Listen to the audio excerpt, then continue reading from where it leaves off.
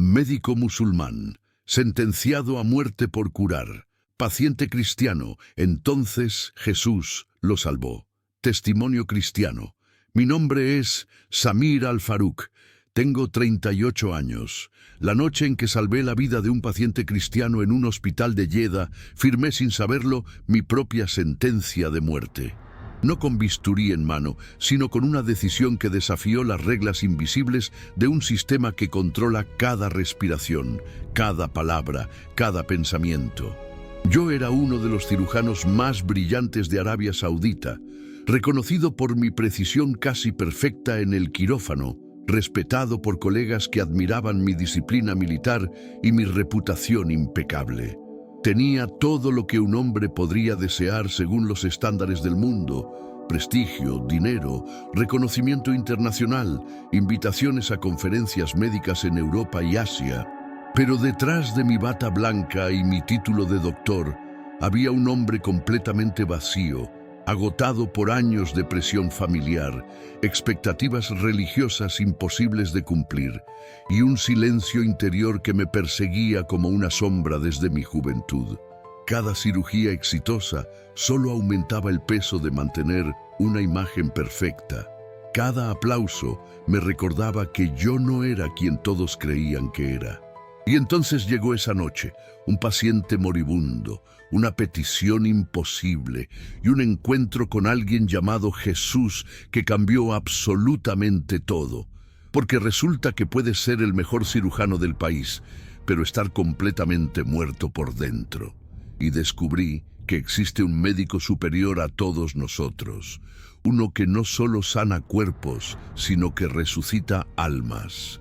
Nací en una familia musulmana profundamente devota en Riad, donde la religión no era simplemente una creencia personal, sino el aire que respirabas, el agua que bebías, la identidad que llevabas grabada en cada célula de tu cuerpo. Mi padre era imán de una mezquita importante, un hombre respetado cuya palabra tenía peso en nuestra comunidad. Mi madre, una mujer piadosa que memorizaba el Corán completo, me enseñó desde los 4 años que Allah observaba cada uno de mis movimientos con ojos que nunca pestañeaban. Samir, me decía con severidad amorosa, serás doctor para servir a Allah, no para servir al mundo. Mis hermanos mayores eran comerciantes exitosos, pero yo fui elegido como el hijo destinado a la medicina, la profesión más honorable después de ser imán. No fue mi elección. Fue la decisión familiar tomada cuando tenía 12 años. Estudié medicina en la Universidad Rey Saud con calificaciones perfectas, no porque amara la medicina, sino porque decepcionar a mi padre significaba traicionar a Allah mismo. Me especialicé en cirugía cardiovascular porque era lo más difícil, lo más prestigioso, lo que más gloria traería al nombre de mi familia. Durante 20 años de práctica médica, oré 5 veces al día sin falta. Ayuné cada Ramadán con rigor extremo, di el zakat obligatorio, hice 2 peregrinaciones a la Meca. Pero mientras mis manos salvaban vidas en el quirófano, mi propia alma se estaba muriendo lentamente, asfixiada por un vacío que ningún ritual podía llenar. Mi devoción religiosa era tan meticulosa como mi técnica quirúrgica. Desde los 7 años, realizaba las 5 oraciones diarias con una disciplina que impresionaba incluso a los más ancianos de nuestra mezquita. Fajr antes del amanecer, Dur al mediodía, Asr por la tarde, Maghrib al atardecer, Isha por la noche. Cada movimiento de la oración lo había repetido miles de veces durante 31 años de mi vida. Memorizaba suras del Corán que recitaba durante las cirugías en silencio, creyendo que así Allah bendeciría mis manos. Ayunaba no solo durante Ramadán, sino también los lunes y jueves, voluntariamente, como enseñaba la tradición profética. Había completado el Hajj 2 veces, a los 25 años y nuevamente a los 33. Daba generosas cantidades de zakat cada año, más del 2.5% obligatorio. Leía hadices todas las noches antes de dormir. Estudiaba fiqh con maestros reconocidos. Asistía a conferencias religiosas los viernes después del Yuma. En el hospital nunca tocaba a pacientes del sexo opuesto sin guantes y sin necesidad absoluta. Evitaba cualquier contacto con cosas consideradas impuras según la Sharia. Mis colegas me llamaban el cirujano santo por mi piedad visible. Pero hermano, déjame decirte algo que descubrí de la manera más dolorosa. Puedes cumplir cada ritual religioso con perfección mecánica y aún así tener un corazón completamente seco, un alma totalmente muerta. ¿Alguna vez has seguido todas las reglas pero sentido que Dios está a millones de kilómetros de distancia? Yo pasé 38 años buscando a Alá con obras, pero mi espíritu seguía gritando en un desierto sin respuesta. Los primeros signos de mi crisis espiritual llegaron cuando tenía 32 años, después de una cirugía particularmente difícil, donde perdí a un paciente joven en la mesa de operaciones. Había hecho todo perfectamente según el protocolo médico, pero el paciente simplemente no sobrevivió. Esa noche, mientras realizaba mis oraciones nocturnas, me encontré repitiendo las palabras en árabe sin sentir absolutamente nada. Era como si mi boca se moviera, pero mi corazón estuviera en otro lugar, dormido, muerto. Comencé a notar que mi vida religiosa era una actuación perfecta sin contenido real. Oraba porque era obligatorio, no porque quisiera comunicarme con Dios. Ayunaba porque todos lo hacían, no porque sintiera conexión espiritual alguna. Peregrinaba porque aumentaba mi estatus social, no porque mi alma lo necesitara. En las reuniones religiosas escuchaba a imanes hablar sobre el amor de Alá, pero yo solo sentía distancia, reglas, obligaciones, amenazas de castigo eterno si fallaba. Empecé a hacer preguntas que ningún musulmán devoto debería hacer. ¿Por qué oro si Alá ya decidió todo? ¿Por qué ayuno si mi corazón sigue vacío? ¿Cómo puedo amar a un Dios que solo conozco a través de prohibiciones? Estas preguntas me aterrorizaban porque cuestionarlas era considerado el comienzo de la apostasía. Así que las enterré profundamente, las escondí bajo capas de rituales perfectos y sonrisas profesionales. Pero el vacío crecía como un tumor maligno, consumiéndome desde adentro, mientras por fuera yo seguía siendo el doctor perfecto, el musulmán ejemplar, el hijo obediente. Todo cambió la noche del 23 de octubre, cuando el departamento de emergencias me llamó a las 11:40 de la noche para una cirugía urgente. Un hombre de 52 años, extranjero, había sufrido un ataque cardíaco masivo y necesitaba una intervención inmediata o moriría en cuestión de horas. Cuando entré a la sala de preparación, vi a un hombre con piel pálida, respiración entrecortada, pero ojos sorprendentemente calmados. Mi asistente me informó en voz baja: «Doctor, el paciente es cristiano. Ha estado pidiendo que alguien ore por él antes de la cirugía». Fruncí el ceño, confundido. En nuestro hospital islámico, las oraciones cristianas no estaban permitidas.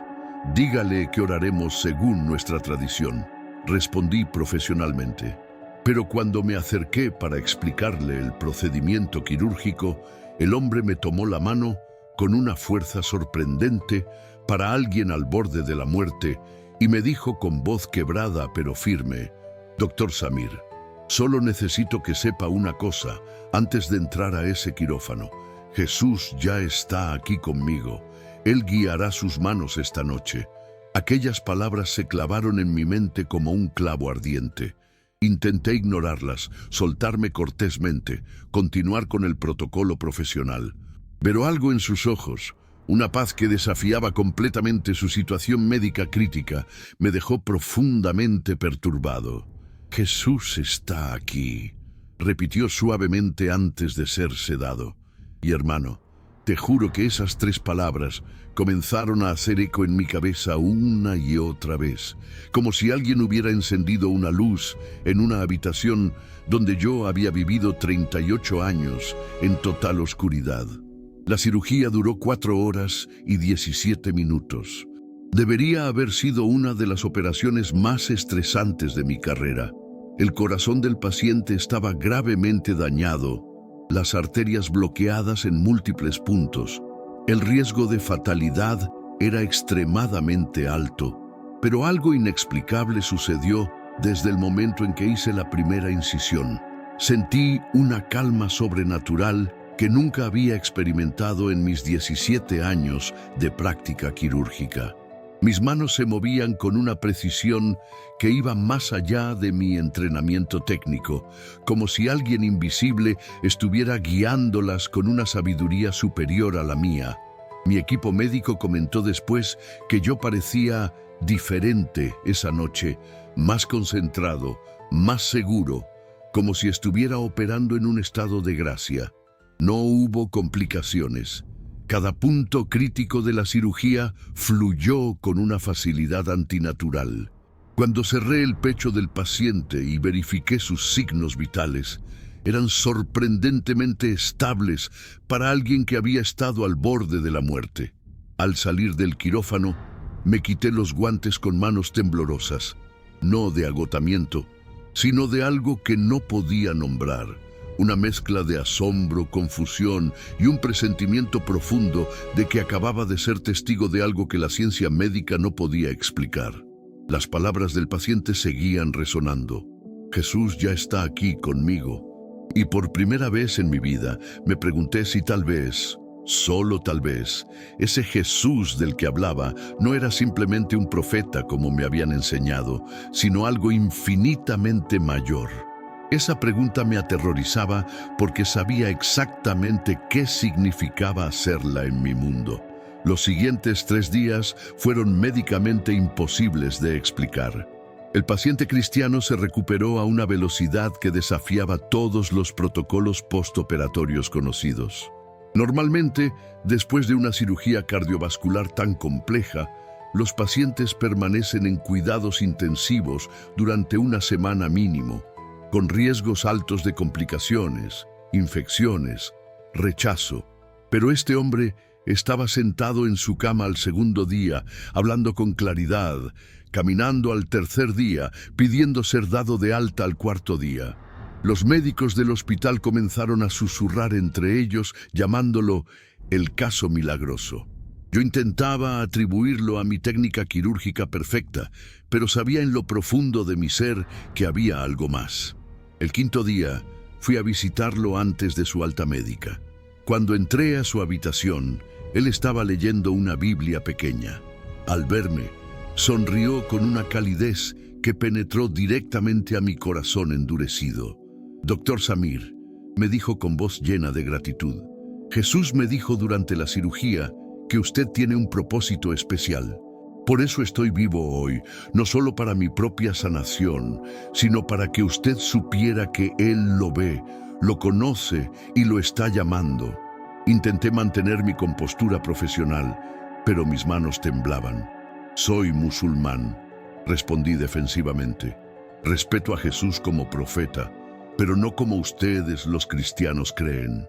Él me miró con ojos llenos de compasión y dijo algo que destruyó todas mis defensas.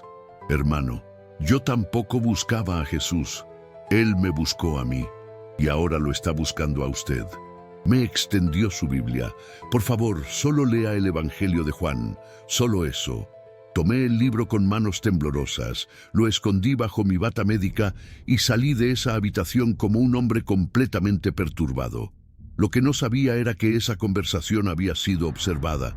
Una enfermera conservadora, preocupada por lo que consideraba influencia cristiana en un hospital islámico, reportó el incidente al comité religioso del hospital. En cuestión de 24 horas, fui convocado a una reunión disciplinaria urgente. 5 hombres del comité, con barbas largas y expresiones severas, me interrogaron durante 2 horas. «Doctor Al-Farouk», Se le acusa de permitir prácticas cristianas dentro de esta institución islámica. Un paciente testificó que usted permitió oraciones cristianas antes de su cirugía. ¿Es esto cierto? Intenté explicar que yo no había orado con el paciente, que simplemente había escuchado sus palabras antes de sedarlo, que mi responsabilidad médica era salvar su vida, no juzgar su religión. Pero mis explicaciones cayeron en oídos sordos. Más grave aún, continuó el líder del comité con voz helada, testigos afirman que usted aceptó una Biblia cristiana del paciente. Esto constituye apostasía potencial, favorecimiento de prácticas heréticas y traición ideológica a los principios de esta institución. El cargo era devastador. En nuestra cultura, favorecer el cristianismo dentro de una institución islámica era equivalente a traición espiritual, un crimen castigable no oficialmente, pero sí en la práctica, con consecuencias extremas. Sin permitirme defensa adecuada, el comité propuso una audiencia final para determinar mi sentencia. La palabra ejecución nunca fue pronunciada abiertamente, pero flotaba en el aire como veneno invisible. Esa noche, encerrado en una oficina pequeña del hospital mientras investigaban mi caso, caí de rodillas con un terror que nunca había sentido.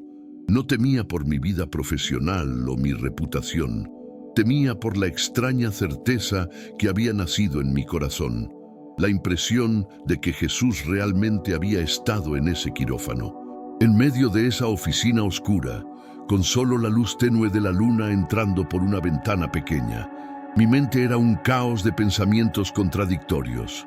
Toda mi vida había sido musulmán devoto. Había memorizado el Corán, había peregrinado a la Meca 2 veces, había dedicado cada día a servir a Alá, según me enseñaron. Pero ahora, enfrentando posiblemente mi destrucción total por un encuentro con un paciente cristiano, algo dentro de mí se rompió completamente. Las lágrimas comenzaron a caer sin control mientras susurraba palabras que jamás pensé pronunciar. Jesús, si realmente fuiste tú quien estuvo en ese quirófano, si realmente guiaste mis manos, si realmente salvaste a ese hombre, no solo por él, sino por mí, entonces muéstrame que no estoy perdiendo la razón. Porque si todo lo que me enseñaron está equivocado, necesito saberlo ahora. Lo que sucedió después no puedo explicarlo con terminología médica o científica. Una luz tenue, no brillante ni cegadora, sino suave y cálida como el abrazo que nunca recibí de mi padre, llenó esa oficina durante varios segundos. No hubo truenos, no hubo voces audibles, no hubo visiones dramáticas. Solo una paz tan profunda, tan completa, tan imposible de explicar que mi cuerpo dejó de temblar instantáneamente.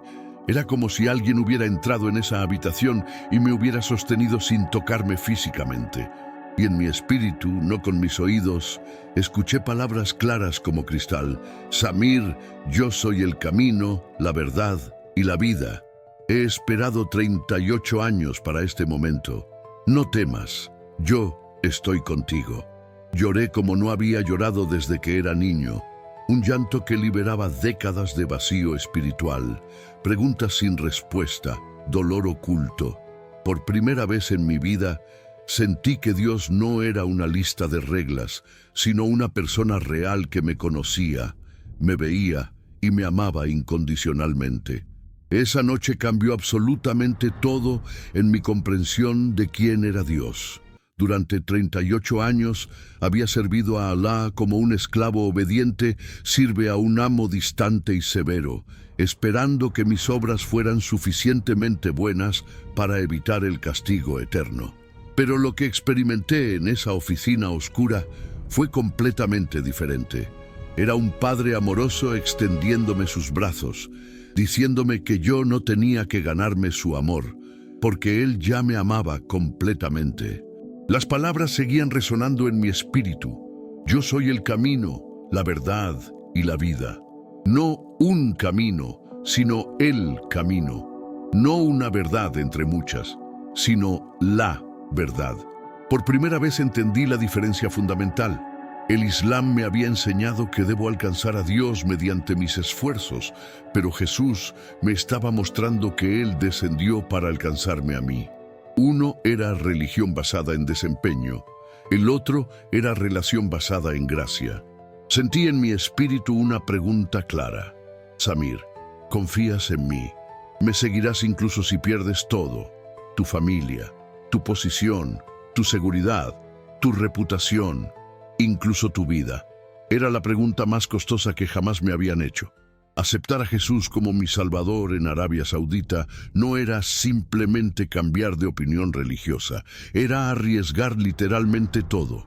Mi familia me desconocería, mi carrera médica terminaría, mi comunidad me consideraría traidor. Posiblemente enfrentaría consecuencias legales severas, pero mientras consideraba el costo, recordé el vacío de 38 años, las oraciones sin respuesta, el ritual sin vida, la muerte espiritual disfrazada de piedad religiosa, y con voz quebrada pero determinada susurré: sí, Jesús, no entiendo todo, pero sí, si tú me salvaste hoy de mi propia oscuridad, toma mi vida completamente. Prefiero vivir un día en tu verdad que 1000 años en mi mentira cómoda. A la mañana siguiente, cuando los miembros del comité religioso se preparaban para firmar mi sentencia disciplinaria y notificar a las autoridades superiores sobre mi traición ideológica, ocurrió algo completamente inesperado que nadie pudo planificar ni predecir. Un inspector internacional de la Organización Mundial de la Salud apareció sin previo aviso en nuestro hospital para investigar supuestas irregularidades administrativas en nuestros protocolos de manejo de medicamentos controlados. Su llegada provocó un caos inmediato en toda la administración hospitalaria. Todos los procedimientos internos fueron suspendidos temporalmente, incluyendo mi audiencia disciplinaria.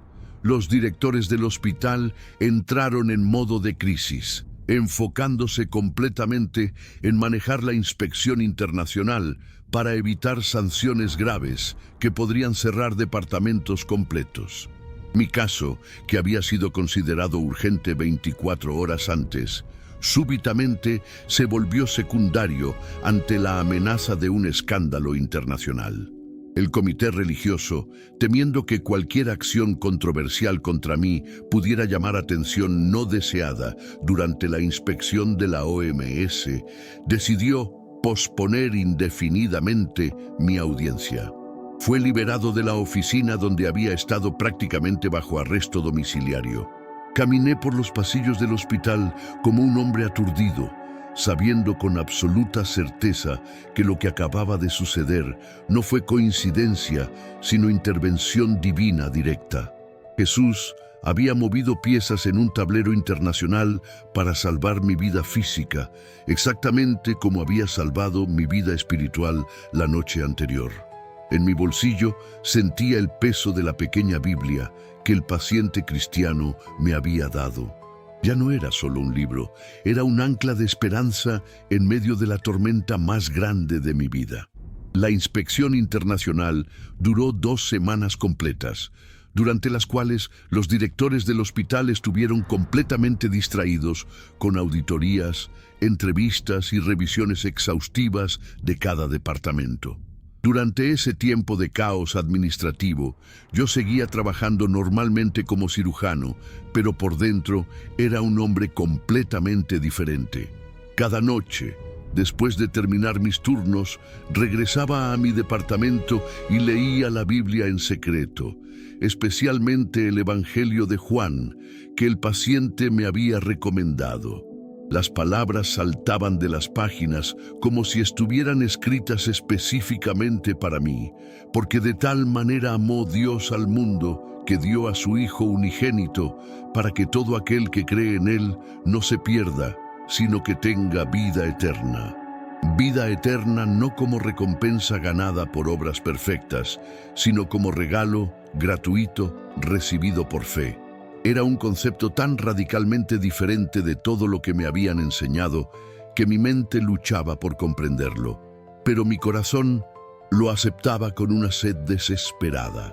Cuando la inspección internacional finalmente terminó sin encontrar violaciones graves, los directores respiraron aliviados. Pero para evitar futuros problemas, decidieron transferirme temporalmente a una clínica remota en un pueblo pequeño a 300 kilómetros de Jeddah. Era claramente un castigo disfrazado, una forma de exiliarme sin despedirme oficialmente, de silenciarme sin hacer escándalo público. Mi familia interpretó la transferencia como humillación profesional.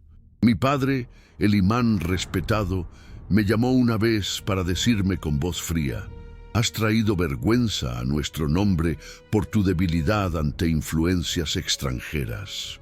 Colgó sin darme oportunidad de explicar. Pero mientras empacaba mis pertenencias para mudarme al pueblo remoto, sentí algo sorprendente en mi corazón. No tristeza, sino una extraña anticipación, como si Jesús me estuviera diciendo: «Te estoy llevando al desierto para hablarte al corazón». La clínica en el pueblo remoto era un edificio pequeño, mal equipado, donde yo era el único médico calificado atendiendo a una población de campesinos, beduinos y trabajadores pobres. Según los estándares del mundo, era una degradación profesional devastadora.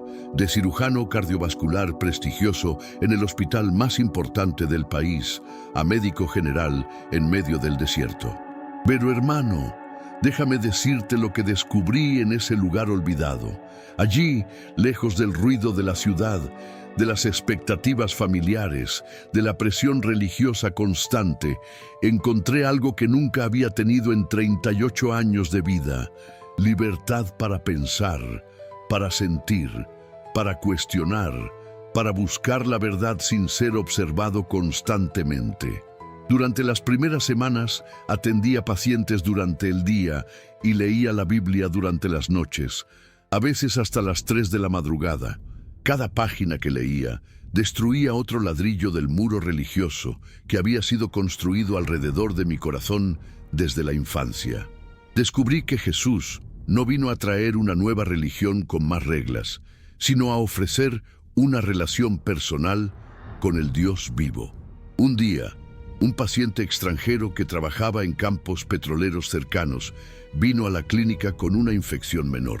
Cuando vio la Biblia en mi escritorio, sus ojos se abrieron con sorpresa. «Doctor, ¿usted lee la Biblia?», preguntó cautelosamente. Después de un momento de vacilación, decidí ser honesto. «Estoy buscando la verdad». Él sonrió y me dijo: «Hermano, yo soy cristiano. Hay algunos de nosotros aquí en el pueblo que nos reunimos secretamente los viernes por la noche para orar y estudiar la palabra. Si quiere, es bienvenido». Fue así como, en el lugar más inesperado, Dios me conectó con una pequeña comunidad de creyentes clandestinos. Trabajadores extranjeros, algunos árabes convertidos, todos arriesgando literalmente sus vidas para adorar a Jesús en tierra islámica. Durante los siguientes 6 meses, mi vida se dividió en 2 realidades paralelas. Durante el día, era el doctor Samir Al-Farouk, médico musulmán respetado que atendía pacientes, realizaba procedimientos menores, mantenía las apariencias externas de mi antigua identidad. Pero por las noches y los viernes secretos, era un hombre completamente diferente. Un buscador hambriento de verdad, estudiando las Escrituras con hermanos que entendían el costo de seguir a Jesús en nuestro contexto. A través de esos estudios bíblicos clandestinos, comprendí el Evangelio de la Gracia de una manera que transformó todo mi entendimiento de Dios. Jesús no murió en la cruz simplemente como un profeta mártir, sino como el Cordero de Dios que cargó sobre sí mismo el castigo que yo merecía por mis pecados. Su resurrección no fue simbólica, sino literal, probando que Él es quien afirmó ser el Hijo de Dios, el único camino al Padre.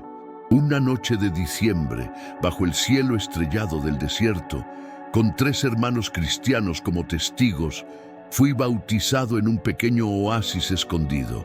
Mientras el agua me cubría, Sentí físicamente como si 38 años de peso religioso, vacío espiritual y muerte interior fueran lavados completamente. Cuando salí del agua, lloré de gozo puro. Uno de los hermanos me abrazó y susurró: «Bienvenido a la familia, hermano Samir. Ahora eres hijo del rey».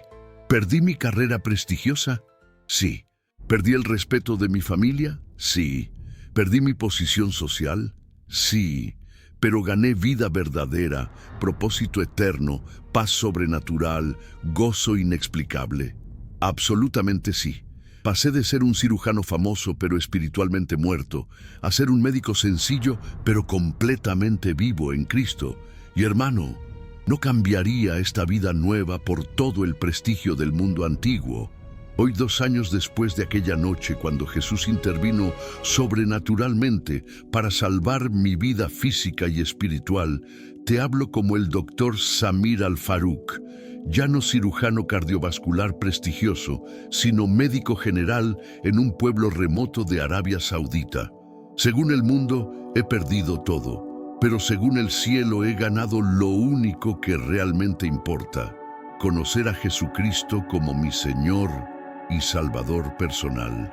Sigo viviendo en tierra islámica, sigo enfrentando riesgos diarios, sigo siendo vigilado por autoridades que sospechan de mi cambio extraño.